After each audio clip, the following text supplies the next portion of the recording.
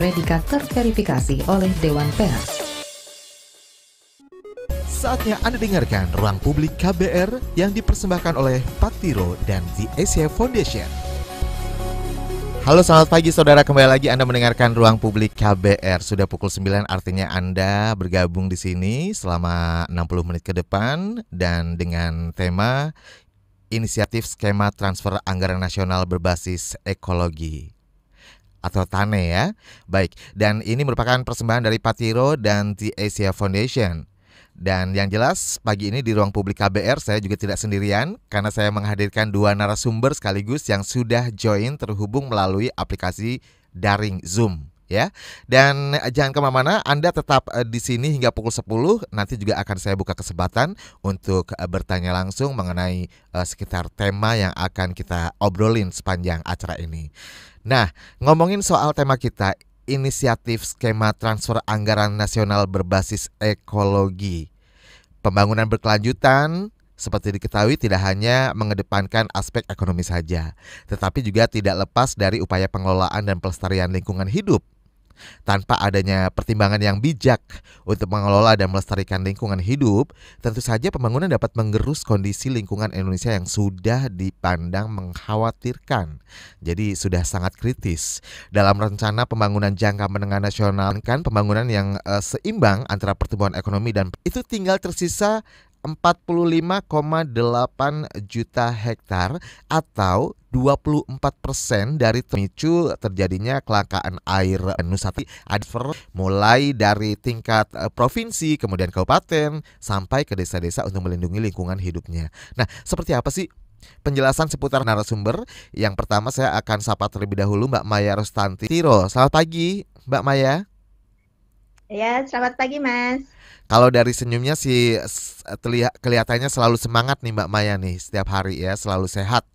Iya, alhamdulillah. Biar meningkatkan imun kita kan, Betul. kita harus selalu sehat. Salam sehat selalu ya Mbak Maya ya. Baik. Ya, betul. Dan yang kedua saya juga akan perkenalkan Mas Saiful Muluk, Koalisi Masyarakat Sipil untuk Pendanaan Lingkungan Hidup. Halo Mas Saiful, selamat pagi. Halo, selamat pagi Mas Rizal. Mas Saiful juga sangat ceria sekali ya, colorful pagi hari ini. Baik. Nah, yang pertama saya akan ke Mbak Maya dulu nih. Jadi melalui Ruang Publik pagi hari ini kesempatan yang sangat bagus tentunya untuk menyosialisasikan soal tema kita pagi hari ini, yaitu transfer anggaran nasional berbasis ekologi atau TANE ya. Nah, kita boleh kenalan dulu dong, apa sih yang disebut dengan TANE ini? Dan sejak kapan gagasan skema TANE ini digulirkan di Indonesia? Idenya dari mana? Apa yang melatar belakangnya akhirnya muncul ini? Boleh diceritakan nih, Mbak Maya? Ya, terima kasih Mas. Jadi TANE, transfer anggaran nasional berbasis ekologis, ini adalah gagasan dari kami, Koalisi Masyarakat Sipil, untuk kemudian memberikan gagasan kepada pemerintah bahwa pemerintah ini kan memang memiliki banyak bentuk-bentuk transfer ya ke pemerintah daerah. Ada dana alokasi umum, dana alokasi khusus, dana insentif daerah. Nah, di sisi lain tadi Mas kan sudah sampaikan ya, ada PR-PR kita untuk tetap menjaga kelestarian hutan dan lingkungan hidup kita. Nah, disinilah kemudian dengan melihat juga pengalaman di negara lain ternyata cukup efektif, maka kami di Indonesia mengembangkan usulan TANE ini. TANE ini sebenarnya pengembangan lebih lanjut dari sebelumnya yang disebut dengan TAPE, transfer dari provinsi ke kabupaten, dan juga TAKE dari kabupaten ke desa. Betul, Inisiatif kemarin ini, sudah dibahas kalau itu untuk di TANE, talkshow Ruang Publik juga sebelumnya. Ya, betul. Ya, betul, yang sudah dibahas sebelumnya. Inisiatif ini kami untuk yang TANE kami mulai di awal 2019 seperti itu. Oke. Jadi tadi disebutkan juga sudah digulirkan di beberapa negara lain gitu ya di luar Ya, Indonesia. Ini dari negara mana saja nih yang sudah sukses menjadi percontohan mungkin? ya. Ada beberapa yang sering di sharing sebagai praktek baik ya Mas ya. Mm-mm. Antara lain Brazil itu yang memang dipandang karena sudah ada evidence-nya bahwa dengan adanya transfer fiskal kepada pemerintah daerah ini memang efektif untuk mempertahankan luas tutupan hutan. Yang lainnya ada Perancis, kemudian juga ada Portugal, ada India juga. Hanya memang satu hal yang kami garis bawahi di dalam koalisi masyarakat sipil ini, kami mengambil esensinya. Nah, kemudian bagaimana pengembangan formula, mekanisme itu tentu saja disesuaikan dengan konteks sistem dan mekanisme yang berlaku di Indonesia. Karena kan di situ ada sistem tata pemerintahan ya yang antar negara tentu saja bisa berbeda gitu. Selain itu mungkin dengan karakter masing-masing negara juga yang berbeda-beda seperti itu mempengaruhi juga nggak sih? Iya, betul. Mempengaruhi dan juga pada dasarnya formula, mekanisme, indikator ini kan tergantung ini ya kesepakatan stakeholder gitu, Mas. Jadi memang disitulah proses-proses yang memang terus dibangun. Jadi tidak ada satu formula baku jika memang transfer fiskal berbasis ekologis itu harus seperti ini. Jadi ada yang prinsip umumnya itu memang transfer dari pemerintah pusat kepada pemerintah yang di bawahnya yang memang bisa digunakan untuk mendorong kinerja dari pemerintah daerah. Tapi indikator, mekanisme itu memang sangat terbuka luas di mana itu akan disesuaikan dengan kondisi masing-masing negara. Demikian, Mas. Oke, Mbak Maya, boleh ditekankan sekali lagi, mengapa penting untuk mengembangkan transfer anggaran nasional berbasis ekologi atau TAKE ini di Indonesia ya? Ya, jadi sebenarnya komitmen kenapa ini penting, Indonesia ini kan bagian dari masyarakat internasional ya, di mana yang ada kesepakatan global untuk menurunkan emisi karbon karena kita sudah merasakan sendiri dampak dari tingginya emisi karbon ini, antara lain adalah pemanasan global, kemudian juga perubahan iklim. Nah, ini yang ada komitmen internasional. Nah, yang terbaru ini adalah Perjanjian Paris, di mana pemerintah Indonesia memang sudah berkomitmen untuk menurunkan emisi. Nah, bagaimana ini dilakukan? Tentu saja tidak bisa dilakukan oleh pemerintah pusat saja. Itu butuh didorong juga upaya serius dari pemerintah daerah. Nah, bagaimana agar pemerintah daerah kemudian juga secara serius untuk melakukan upaya-upaya penurunan emisi karbon ini. Ini kan nanti bentuknya ada mitigasi ya, mitigasi perubahan iklim maupun adaptasi. Nah, yang kami kemudian usulkan ya melalui TANE ini sebagai biasanya instrumen fiskal dari beberapa pengalaman itu cukup efektif. Kalau Anda kinerjanya bagus, maka Anda akan mendapat reward dalam bentuk transfer tambahan dari pemerintah pusat. Kurang lebih sebenarnya demikian, Mas, kondisinya. Iya, nggak lucu juga ya kalau misalnya nanti kalau tidak memperhatikan soal lingkungan, pembangunan berjalan terus, akhirnya seperti ancaman tadi, berkurangnya air baku gitu ya. Negara Ya, kita betul. negara lautan, tapi kan sangat ironis kalau sampai kehabisan air baku ya nggak sih? Baik. Iya itu. Iya begitu. Nah, ini yang awareness ini yang memang harus terus-menerus kita bangun gitu. Tidak hanya di pemerintah saja, tetapi juga di masyarakat. Itu kenapa kemudian kami juga melakukan kegiatan ini ya bersama KBR di pagi ini. Kalau soal kesadaran masyarakat terhadap lingkungan dan pembangunan ini, seperti apa sih sebenarnya dari hasil temuan Patiro sendiri selama ini? Iya, kalau dari sisi kesadaran masyarakat ini kan memang ada dua mekanisme ya. Yang pertama adalah masyarakatnya ini memang sadar melakukannya dengan kesadaran sendiri.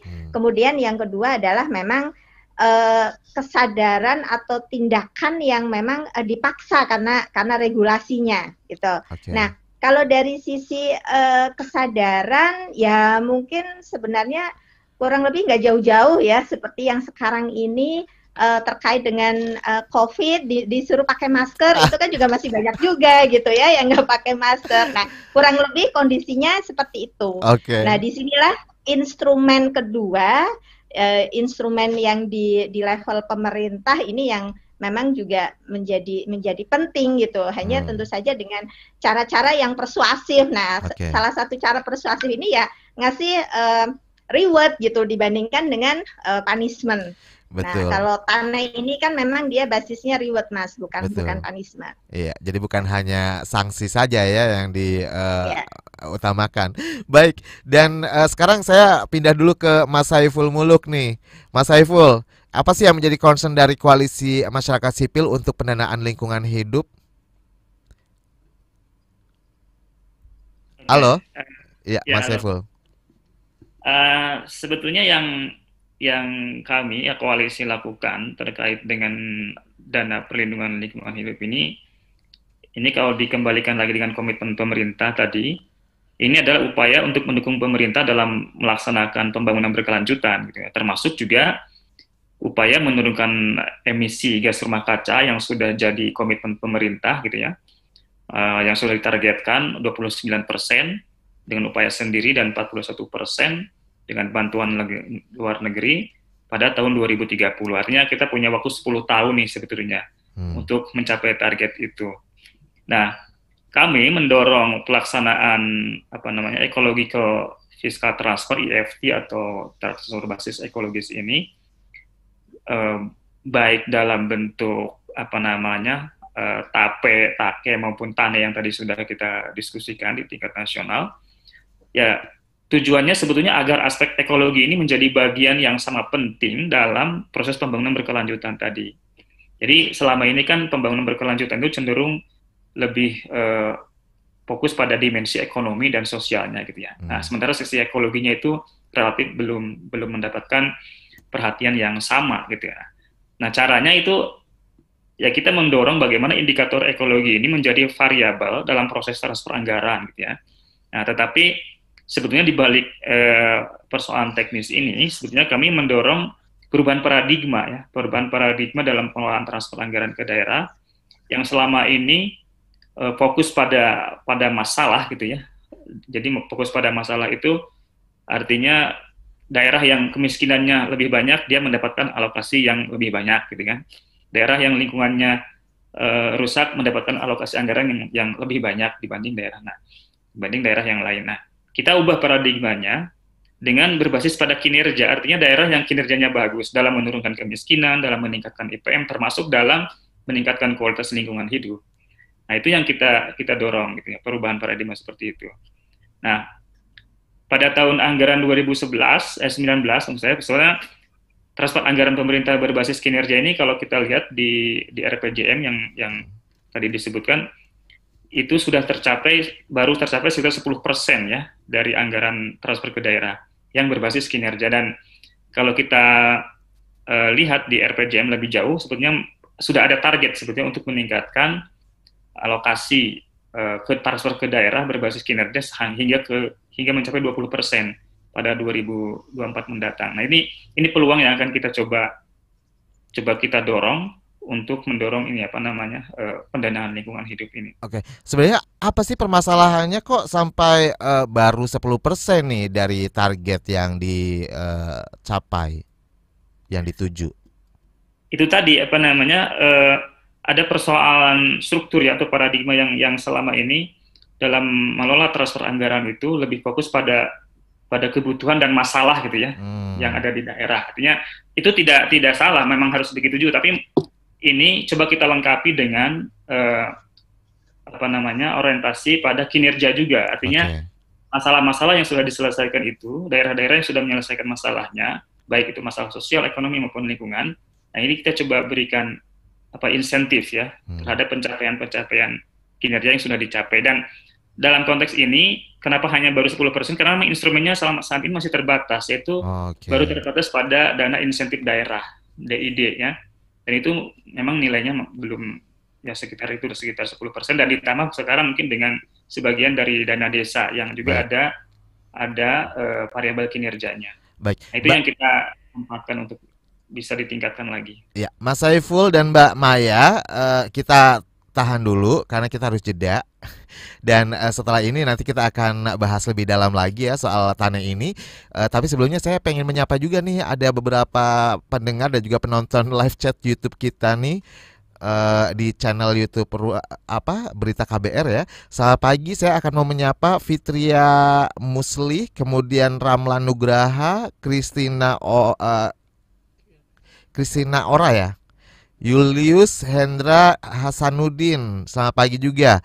Dan juga dari Tangerang ada Fitria Musli dari Tangerang, baik. Dan juga Mas Roy, salam ya. Nanti kita akan buka juga line telepon di 0800 140 3131. Jangan kemana-mana. Masih Anda dengarkan Ruang Publik KBR yang dipersembahkan oleh Patiro dan The Asia Foundation.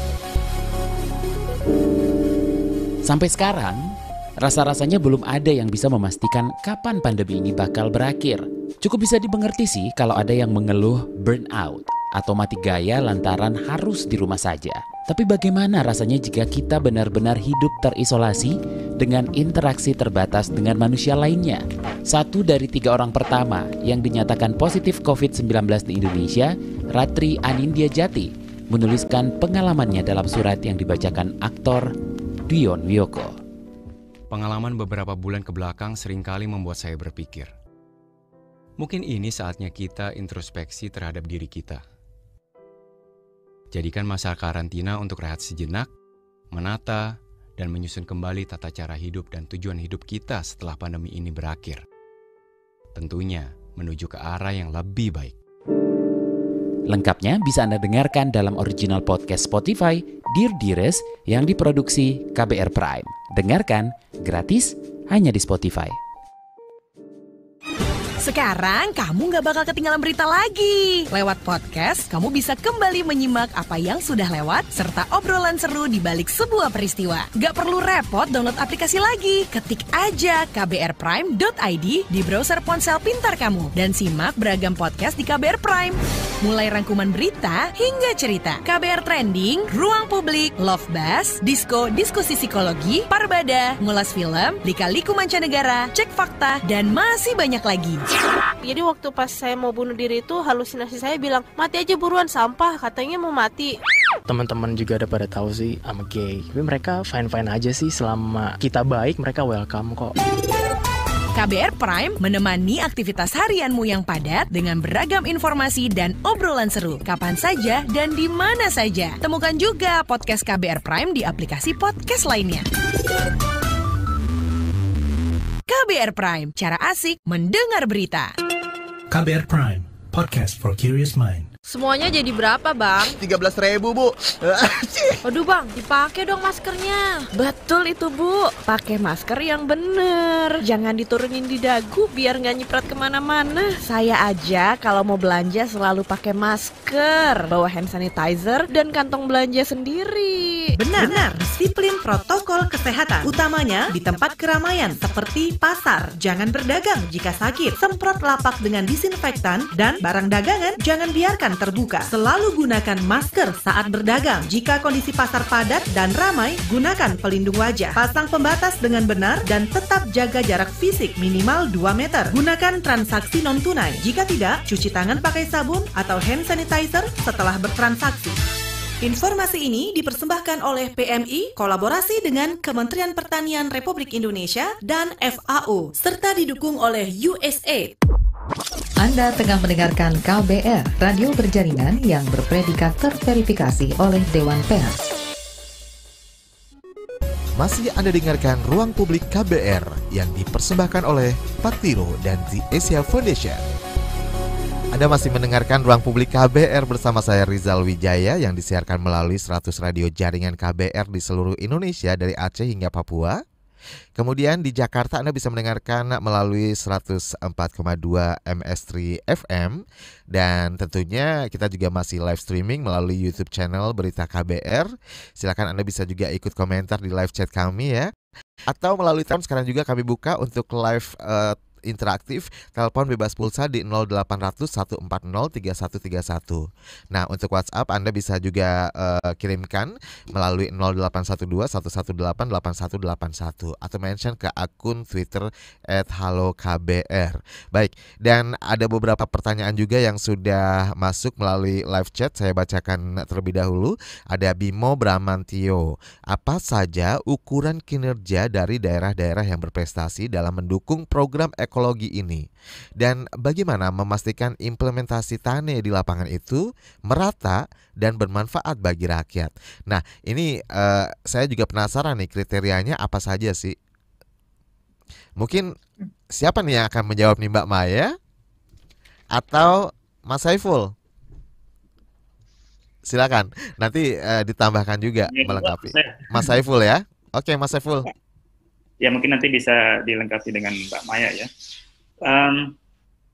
Pertanyaannya tentang apa kriterianya dan indikator ya dari lingkungan hidup yang digunakan untuk pendanaan lingkungan hidup ini. Nah, kalau dalam konteks dana perlindungan lingkungan hidup yang kami usulkan, di situ sebetulnya ada 4 indikator ya, 4 indikator yang kita jadikan dasar memilih atau menetapkan daerah mana yang layak mendapatkan dana perlindungan lingkungan ini.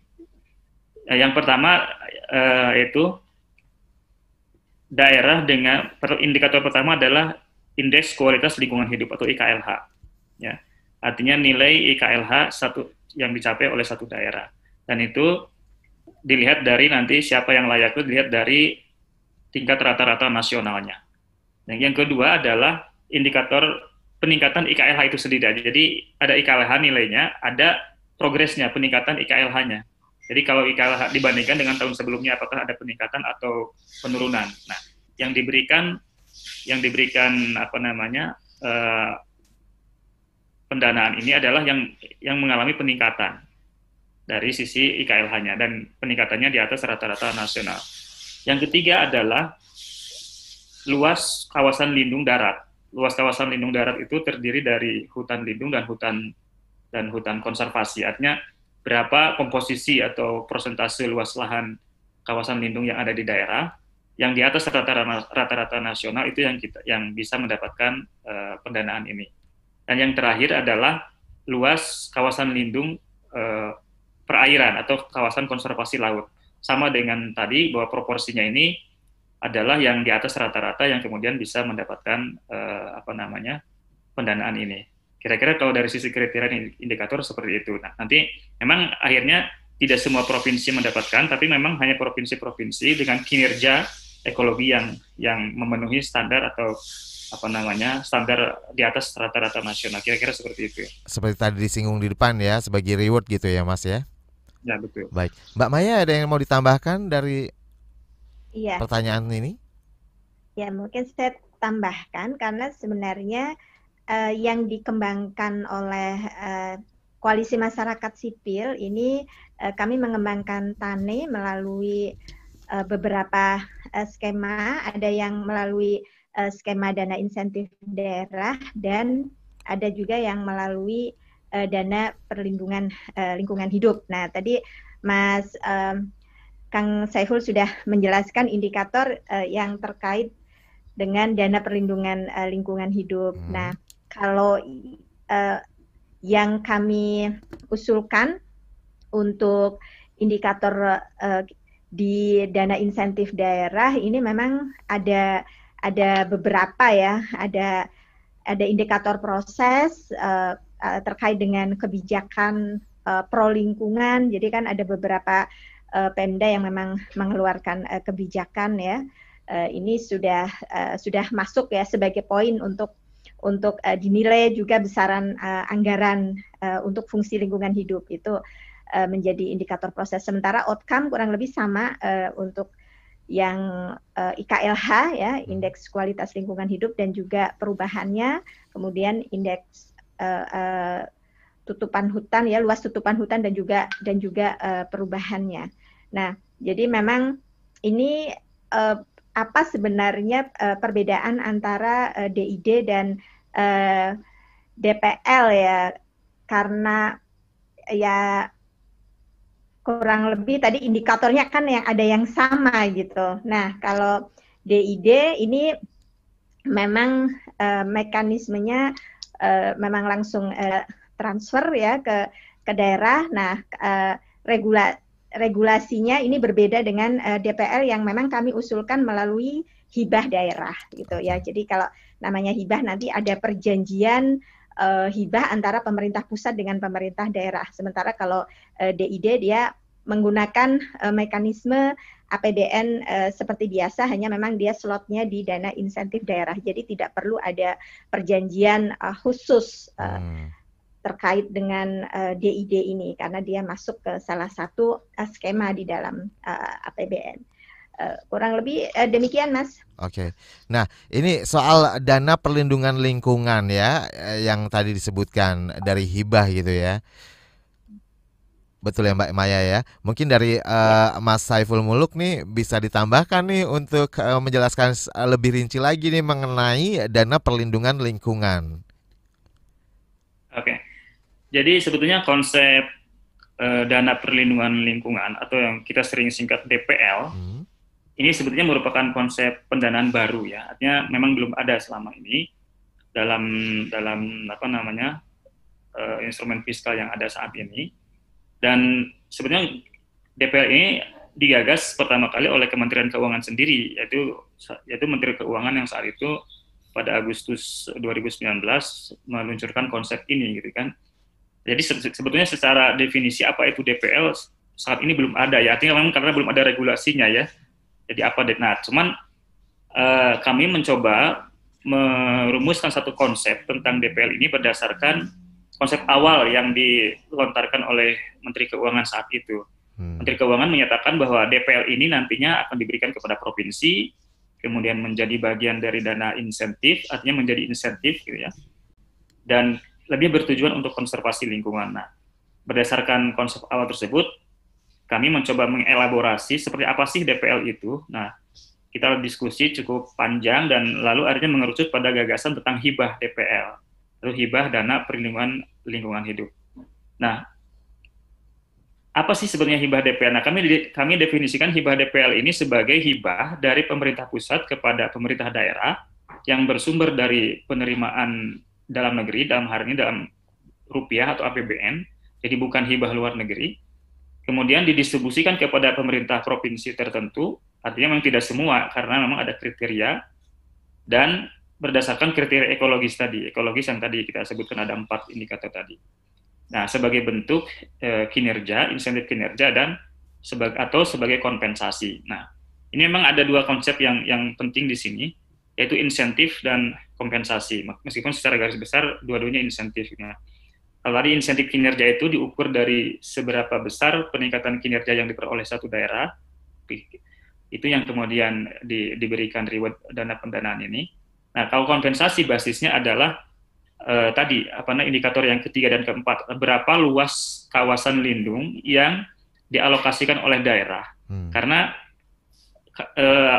asumsinya adalah ketika satu daerah mengalokasikan kawasan lindung, artinya dia tidak bisa mengolah atau mengelola kawasan tersebut untuk kegiatan ekonomi yang lebih luas gitu ya, seperti di kawasan yang lainnya, misalnya di APL gitu kan.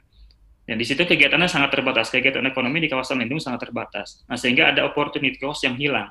Nah, ini yang harapannya opportunity cost yang hilang ini bisa dikompensasi dengan dana perlindungan lingkungan hidup ini melalui mekanisme yang kita usulkan dalam bentuk hibah ini. Kira-kira seperti itu. Oke, baik. Dan tentunya dari dana perlindungan lingkungan hidup ini butuh pengawasan yang ekstra juga, yang ketat juga. Nah, ini seperti yang ditanyakan juga oleh Yeni Milala ya, melalui live chat YouTube, bagaimana pengawasan yang bisa dilakukan masyarakat untuk mendukung penerapan TANE di daerah. Nah, termasuk mungkin juga mengenai dana lingkungan hidup ini juga ya. Nanti akan dijawab setelah jeda ya Mas. Jangan kemana-mana sama Mbak Maya. Kita akan kembali setelah jeda iklan, dan kita juga masih buka kesempatan untuk yang ingin telepon bebas pulsa di 0800 140 3131. Masih Anda dengarkan Ruang Publik KBR yang dipersembahkan oleh Patiro dan The Asia Foundation. Sampai sekarang, rasa-rasanya belum ada yang bisa memastikan kapan pandemi ini bakal berakhir. Cukup bisa dimengerti sih kalau ada yang mengeluh burnout atau mati gaya lantaran harus di rumah saja. Tapi bagaimana rasanya jika kita benar-benar hidup terisolasi dengan interaksi terbatas dengan manusia lainnya? 1 dari 3 orang pertama yang dinyatakan positif COVID-19 di Indonesia, Ratri Anindya Jati, menuliskan pengalamannya dalam surat yang dibacakan aktor Dion Wiyoko. Pengalaman beberapa bulan ke belakang seringkali membuat saya berpikir, mungkin ini saatnya kita introspeksi terhadap diri kita. Jadikan masa karantina untuk rehat sejenak, menata, dan menyusun kembali tata cara hidup dan tujuan hidup kita setelah pandemi ini berakhir. Tentunya menuju ke arah yang lebih baik. Lengkapnya bisa Anda dengarkan dalam original podcast Spotify Dear Dearest yang diproduksi KBR Prime. Dengarkan gratis hanya di Spotify. Hari ini aku belajar bencana. Hari ini ku tahu rentan bencana. Hari ini ku belajar menghadapi semua dari bencana. Mari kita belajar sekolah aman, meningkatkan kesiapsiagaan di sekolah. Mari kita belajar sekolah aman, agar kita semua selalu selamat. Aman belajar di rumah dipersembahkan oleh Plan Indonesia dengan dukungan UNICEF. Aduh, gue sedih banget ya rasanya. Nggak tahu kenapa, kayak sedih banget gitu. Emang lo ngerasanya gimana? Ya pikiran gue tuh kayak nggak karuan aja gitu, kesana kemari. Terus pas lagi sedihnya tuh dapetnya yang bener-bener sedih banget. Itu udah 2 hari begini terus. Oke, kita coba tanya Mbak Google ya. Apa ya kata kuncinya? Oh, coba gini deh. Ciri-ciri orang depresi. Gitu kali ya. Wah, nemu nih. Ciri-cirinya sama banget kayak lo nih. Jadi, katanya nih, kalau lo sedih 2 hari itu... Disko, diskusi psikologi. Halo Warriors, gue Kevin di podcast Disko, diskusi psikologi persembahan Into the Light Indonesia. Hapus stigma, peduli sesama, sayangi jiwa. Kalian gak boleh loh diagnosa sendiri. Yang harus kalian lakuin adalah konsultasi ke psikolog atau ke psikiater. Kalau misalnya kalian ingin tahu tentang kesehatan mental langsung dari pakarnya, yuk dengerin podcast Disko, diskusi psikologi di kbrprime.id.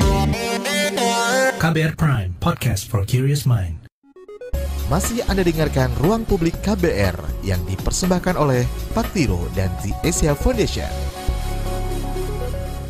Kembali lagi Anda masih bersama saya Rizal Wijaya hingga pukul 10 nanti di Ruang Publik KBR. Sudah setengah perjalanan ya, nggak berasa ternyata kita bincang-bincang pagi hari ini dengan tema yang sangat menarik, inisiatif skena transfer anggaran nasional berbasis ekologi atau TANE yang dipersembahkan oleh Patiro dan The Asia Foundation. Dan kita juga sudah menerima banyak sekali pertanyaan melalui live chat YouTube Berita KBR, kemudian melalui SMS dan WhatsApp juga di 0812-118-8181.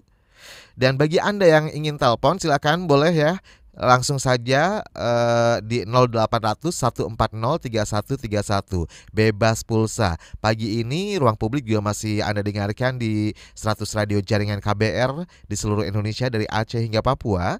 Kemudian di Jakarta Anda bisa mendengarkan di 104,2 MS3 FM. Baik, dan saya juga masih bertiga nih dengan 2 narasumber, Mbak Maya Rostanti, Senior Advisor Patiro, kemudian Mas Saiful Muluk dari Koalisi Masyarakat masyarakat sipil untuk pendanaan lingkungan hidup. Sebelum jeda tadi sudah dibacakan pertanyaan dari Yeni Milala. Bagaimana pengawasan yang bisa dilakukan masyarakat untuk mendukung penerapan TANE di daerah? Nah, ini siapa nih yang akan menjawab nih?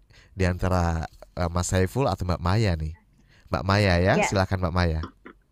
Oke, nanti bisa ditambahkan Kang Ipung ya. Jadi terkait bagaimana peran kita sebagai masyarakat ini pengawasan, tapi bentuknya adalah pengawasan aktif. Jadi bukan pengawasan watchdog di mana pemerintah melakukan kemudian kita diam dan kemudian menilai, bukan seperti itu, tapi bentuknya adalah pengawasan aktif.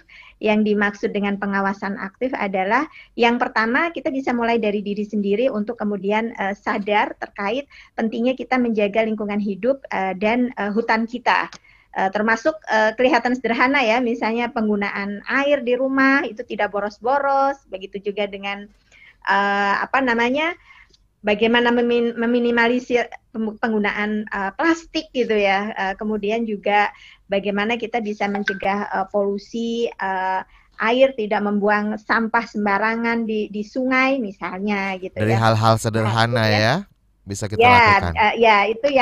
Itu dari diri kita, karena ya tadi nyambung dengan pertanyaan Mas sebelumnya, sepanjang kemudian tingkat kesadaran masyarakat ini semakin tinggi, maka lingkungan juga akan semakin terjaga ketika semua orang melakukan gitu. Okay. Nah, ini yang memang perlu terus ditingkatkan. Kemudian yang kedua adalah pengawasan aktif ini bisa bergabung dengan sesama dari masyarakat sipil yang memang sedang melakukan hal yang sama. Jadi teman-teman bisa bergabung bersama kami di koalisi masyarakat sipil sehingga ini bisa menjadi satu gerakan nasional di banyak tempat gitu, di mana kita nanti bisa saling sharing perkembangan di masing-masing daerah. Dan yang ketiga tadi bentuk pengawasan aktifnya ketika sudah bergabung di koalisi masyarakat sipil, teman-teman kemudian bisa proaktif, kemudian menyebarkan gagasan ini ke pemerintah daerah maupun pemangku kepentingan lainnya di daerahnya masing-masing. Jadi memang ini satu proses yang tadi pengawasan aktif, bukan pengawasan pasif. Baik. Mungkin demikian, Mas. Ya, Mas Saiful ada yang mau ditambahkan nih soal pengawasan? Sedikit saja menambahkan. Sedikit saja menambahkan dari yang disampaikan Mbak Tanti. Betul, Pak. Memang bentuk pengawasan yang kita butuhkan saat ini adalah bentuk pengawasan yang aktif ya. Artinya kita tidak memang pemerintah sudah menciptakan mekanisme tata kelola pengelolaan anggaran gitu ya. Tapi tanpa pengawasan yang aktif dari kita kelompok masyarakat sipil itu menjadi kurang maksimal gitu proses pengawasannya. Nah, salah satu tujuan dari koalisi ini juga itu adalah bagian dari proses pengawasan tadi. Selain kita mengusulkan gagasan-gagasan tentang perlindungan lingkungan hidup, tapi juga kita terlibat aktif dalam proses pengawasan nanti dalam pelaksanaannya nanti gitu. Kira-kira seperti itu. Baik, dan ada juga pertanyaan dari Ganda Putra. Selamat pagi Ganda Putra, skema TANE di daerah sepertinya akan sangat membantu pembangunan berkelanjutan, tapi apakah ada masa periode dalam penerapan skema TANE ini? Nah, silakan Mas Saiful. Mbak Tanti kayaknya mungkin. Oke, baiklah. Baiklah. Jadi terkait dengan tadi pertanyaannya, esensinya adalah, oh ya ini kayaknya kalau TANE ada ini akan sangat membantu ke daerah. Betul. Nah, hanya saja memang sekarang kita masih di tahap sangat awal gitu ya. Setelah kurang lebih ini tahap kedua ya. Tahap pertama adalah kami merancang bagaimana gagasan dari koalisi masyarakat sipil terkait dengan TANE. Nah, kemudian tahap kedua adalah kami mendiskusikan ini dengan para pengambil kebijakan di pemerintah karena terkait dengan TANE ini kepada KLHK maupun Kementerian Keuangan. Nah, sekarang ini meskipun kami tadinya berharap ide terkait dengan TANE ini sudah bisa masuk di APBN 2021, namun ternyata kami membutuhkan tambahan waktu untuk bisa meyakinkan pemerintah pusat di KLHK dan Kementerian Keuangan untuk bisa mengadopsi gagasan dari kami. Jadi memang itu prosesnya yang masih kami lakukan sampai sekarang, masih diproses untuk bagaimana kami di koalisi masyarakat sipil meyakinkan kepada pemerintah untuk mengadopsi usulan dari kami ini menjadi kebijakan dari pemerintah. Jadi karena memang ini masih proses meyakinkan, artinya ya memang belum sampai ke tahap implementasi ya, jadi memang belum ada katakanlah misalnya di APBN 2021 itu memang belum ada anggaran dari APBN kepada pemerintah daerah yang memang dimaksudkan untuk insentif fiskal berbasis ekologi yang kami usulkan. Jadi kurang lebih kondisinya demikian Mas, progresnya. Nah, sejauh ini responnya seperti apa sih pemerintah sebenarnya terhadap ide atau gagasan ini? Iya, secara umum ketika kami bertemu gitu ya, secara umum ini sebenarnya sangat merespon gitu ya, sangat merespon secara baik gitu. Nah, hanya memang kadang kita kan memang berhadapan dengan katakanlah misalnya KLHK ini kan institusinya cukup besar gitu ya, satu kementerian yang besar. Nah, ini kami memang masih proses untuk bisa meyakinkan sampai kepada pimpinan tertinggi dari Kementerian Kehutanan, LHK ya. Begitu juga dengan yang di Kementerian Keuangan gitu. Ya, jadi proses-proses di meyakinkan ini yang memang terus kami lakukan gitu. Hanya kadang kan memang karena kami juga menyadari kami kan dari luar pemerintahan gitu ya, akan beda kalau misalnya itu yang yang meminta instruksi dari presiden untuk kemudian ada tane, nah itu bisa langsung cepet gitu ya. Nah kalau sekalian curhat nih kayaknya.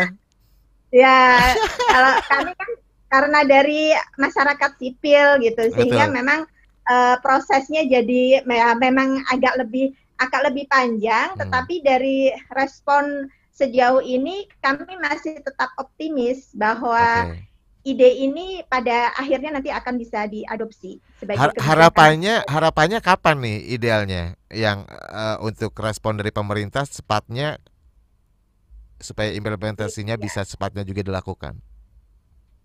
Iya. Kalau bisa secepatnya ya, Mbak ya. Iya secepatnya. Hanya kami juga harus realistis. Realistis dalam arti gini. Tadinya kami memang sangat mengupayakan agar sudah bisa diadopsi di APBN 2021. Nah, hanya berdasarkan informasi kan APBN 2021 ini kan sudah disahkan gitu ya. Nah, meskipun kadang memang dalam perkembangannya seperti ini aja di APBN 2020 karena situasinya memang COVID ya, itu kemudian memang ada perubahan-perubahan yang cukup signifikan dari sisi pengelolaan APBN kita, termasuk misalnya ada DID teman, ada hidup pariwisata yang sebenarnya alokasinya berpindah. Itu juga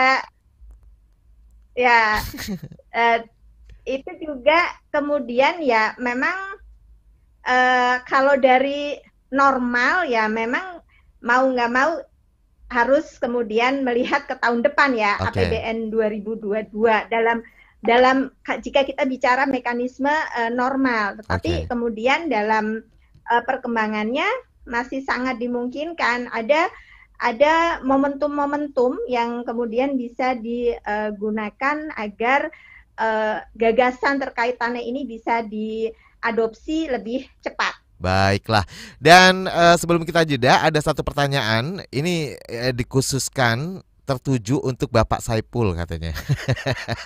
Pak Saiful nggak bisa menolak nih pertanyaan dari Mbak Fitria nih.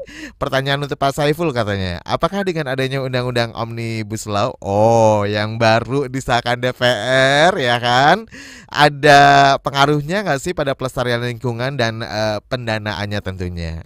Nah, nanti dijawab setelah jeda ya Mas Saiful ya. Mbak Maya juga nggak boleh kemana-mana, tetap standby hingga pukul 10 nanti karena tinggal satu bagian lagi di bagian akhir di ruang publik pagi hari ini. Masih Anda dengarkan Ruang Publik KBR yang dipersembahkan oleh Patiro dan The Asia Foundation. Hari ini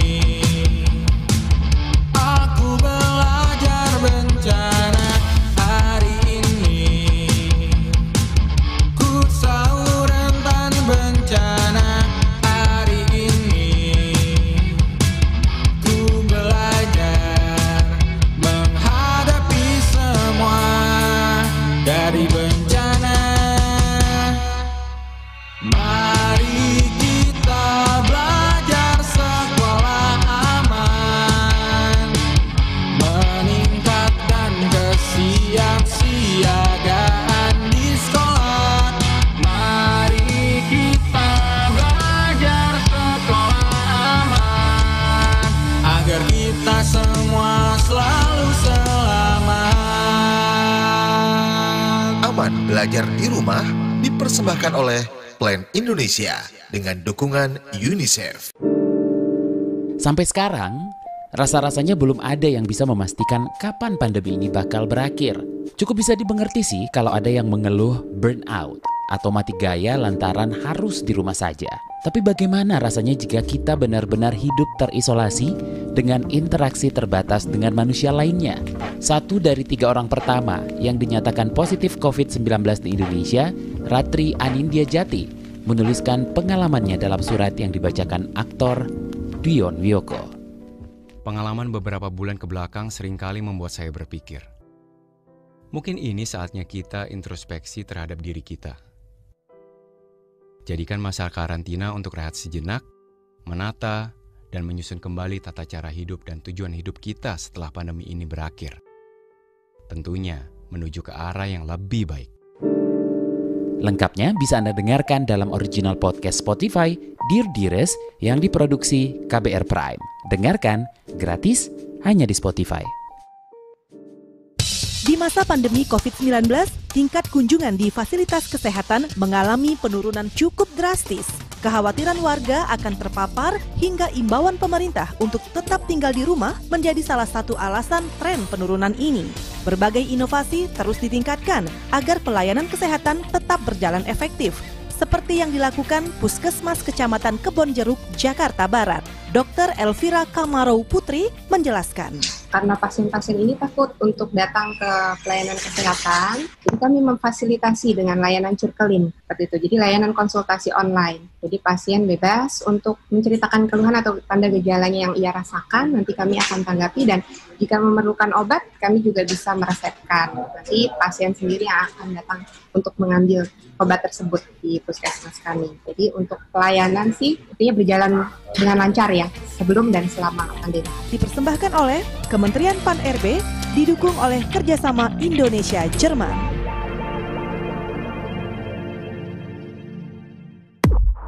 Anda tengah mendengarkan KBR, radio berjaringan yang berpredikat terverifikasi oleh Dewan Pers. Masih Anda dengarkan Ruang Publik KBR yang dipersembahkan oleh Patiro dan The Asia Foundation.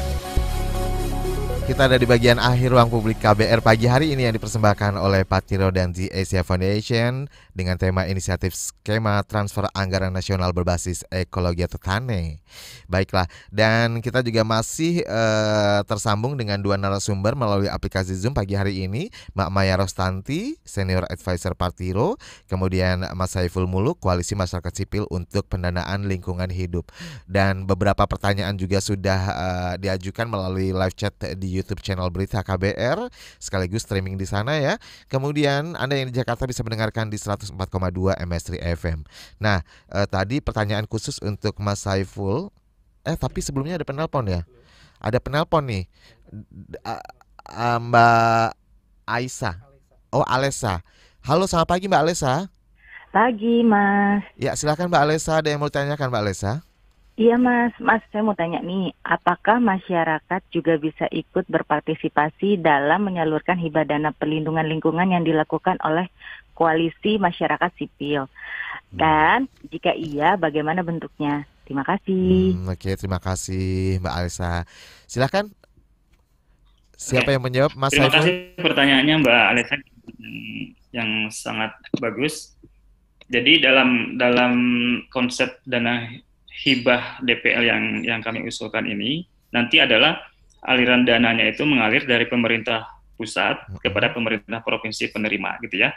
Nah, setelah berada di pemerintah provinsi penerima, itu nanti pemerintah provinsi yang menerima tersebut bisa sebetulnya melakukan penggunaan dana hibah tersebut dengan melibatkan masyarakat. Artinya masyarakat juga sebagai beneficiaries atau penerima manfaat dari dana hibah tersebut. Makanya dalam konsep DPL yang kami usulkan, dari sisi penggunaannya, ini kita mendorong supaya penggunaannya lebih fleksibel. Fleksibel itu dalam arti daerah penerima punya kewenangan dan sesuai dengan kewenangannya untuk menggunakan alokasi hibah tersebut sesuai dengan kebutuhannya. Dan termasuk juga untuk melibatkan masyarakat di dalam proses penggunaan dana hibah tersebut. Oke, jadi ini sebenarnya sama dengan pertanyaan dari Wikan di Bekasi. Skema ini untuk lembaga pemerintah saja atau lembaga swasta dan LSM? Bagaimana cara mengakses informasi ini? Seperti itu dari Mas Wikan di Bekasi. Sudah terjawab ya Mas ya? Atau ada mau ditambahkan? Ya, betul. Ya, mungkin tambahannya yang jelas kalau dari sisi proses transfernya ini hibah dari pemerintah pusat kepada pemerintah daerah. Artinya memang prosesnya melalui pemerintah daerah penerima. Nah, tapi daerah penerima tersebut apakah nanti bisa melibatkan masyarakat dalam proses pelaksanaan hibah tersebut, itu sangat mungkin. Nah, cuman memang kalau untuk swasta memang mekanisme hibah ini sepertinya belum bisa mengadres secara khusus terhadap swasta. Tapi sebetulnya sangat mungkin, artinya kembali lagi kepada nanti konsep hibah atau program hibah yang disusun oleh pemerintah provinsi penerima. Apakah nanti mereka akan melibatkan swasta di dalamnya atau tidak gitu ya. Oke. Jadi sebenarnya masih terbuka untuk. Baik. Nah, untuk Mbak Fitria ini pertanyaan Mbak Fitria untuk Mas Saiful. Dijawab Mas? Oh ya, terkait Omnibus Law yang baru saja diketok ya. Nah ini satu hal yang sebetulnya untuk undang-undang Omnibus Law prosesnya sangat cepat gitu ya, penetapannya gitu ya. Malam-malam lagi. Banyak kontroversi. Nah tapi untuk mengadopsi gagasan insentif fiskal berbasis ekologi sulit sekali gitu ya. Kenapa? Nah gitu ya. Nah, karena mungkin banyak kepentingan di sana mungkin ya. Nah, kalau kaitannya dengan ini, bagaimana impact atau dampak Omnibus Law ini terhadap perlindungan lingkungan hidup?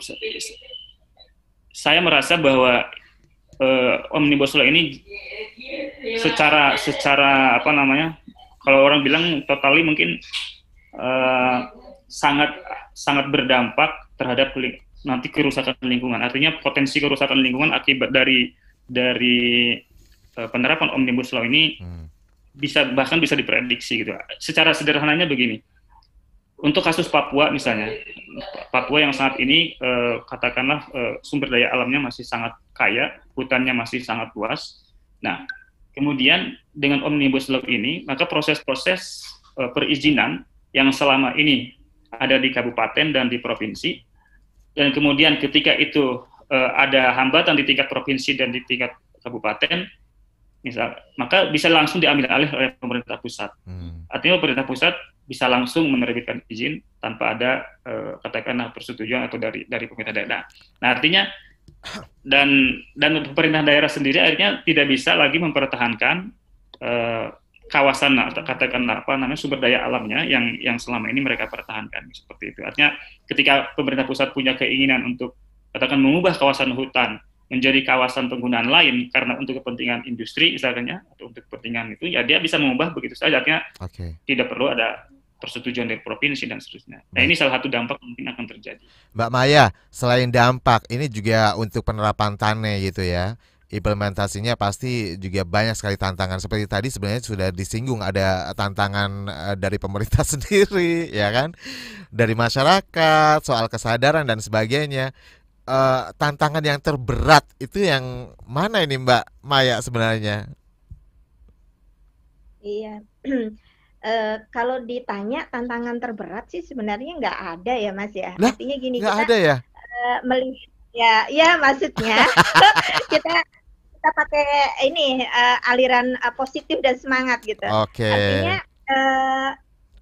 memang ada beberapa ya, misalnya tadi sekarang masih proses meyakinkan ke pemerintah, kemudian juga di sisi lain kondisinya seringkali ketersediaan data gitu ya. Jadi misalnya sebenarnya ada hal yang menjadi sangat menarik kalau ini bisa dimasukkan ke indikator, misalnya terkait dengan bagaimana prestasi pemerintah daerah di dalam mencegah kebakaran hutan misalnya. Nah itu kan sebenarnya sangat bagus kalau ini dijadikan indikator. Tapi kemudian ketika dicek, oh ternyata datanya nggak ada, misalnya gitu ya, belum tersedia. Jadi ini memang masih tantangan. Hanya ya tentu saja kalau terkait dengan data ini memang harusnya kan ya lembaga resmi ya, lembaga resmi di pemerintah memang yang memproduksi, bukan kami di masyarakat sipil. Sehingga memang balik lagi proses-proses untuk mendiskusikan, meyakinkan bahwa isu lingkungan hidup ini adalah isu yang penting karena untuk keberlanjutan kehidupan kita dan juga warisan untuk anak cucu kita. Betul. Itu yang memang menjadi prioritas ya. Perlu terus dilakukan. Baik. Seperti itu. Mbak Maya, Mas Saiful, closing statement ini saya penasaran deh, harapan kepada pemerintah mungkin dari Mbak Maya. Kalau Mbak Maya atau Mas Saiful ya, kalau ke pemerintah. Kalau Mbak Maya mungkin lebih ke masyarakat ya, coba sedikit saja. Karena waktunya sudah mepet banget nih. Kalau dari saya mungkin harapan kepada Indonesia lah gitu ya, artinya kita harus optimis ya bahwa ya kita Indonesia bisa mewujudkan pembangunan yang berwawasan lingkungan, pembangunan berkelanjutan, dan salah satu langkah awal yang kita lakukan adalah bagaimana tadi mengakui aspek lingkungan ini sama pentingnya dengan aspek sosial dan ekonomi yang salah satunya kita dorong menjadi indikator dalam transfer ke daerah. Mbak Maya, tadi sudah disebutkan sebenarnya ya harapannya ya. Karena waktunya juga sudah mepet sekali nih Mbak Maya. Maaf sekali Mas Saiful, saya harus segera closing nih. Terima kasih dan maafkan kalau banyak salah-salah kata juga. Buat pendengar semuanya juga terima kasih dan salam. Baru saja Anda dengarkan Ruang Publik KBR yang dipersembahkan oleh Patiro dan The Asia Foundation. Anda tengah mendengarkan KBR, radio berjaringan yang berpredikat terverifikasi oleh Dewan Pers.